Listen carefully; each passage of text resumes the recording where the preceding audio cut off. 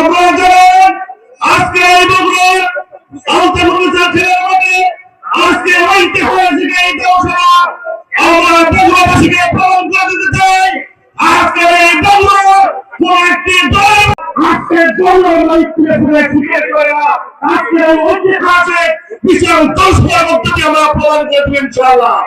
শুধু তাই নয় আগামী দিনে আগামী 12 ফেব্রুয়ারি নির্বাচন এই সবাইকে 12 তারিখে দাঁড়িপাল্লা মার্কায় ভোট দিয়ে এই 7টি আসরে আমরা বিজয়ী দেশে আমাদের ফিরে আসতে পারে এই আহ্বান জানিয়ে আমি আমার বক্তব্য শেষ করছি।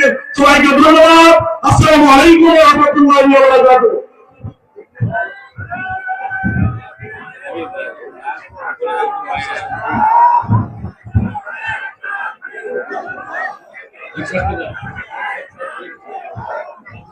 ये मुक्तर पानी दे रहा हूँ।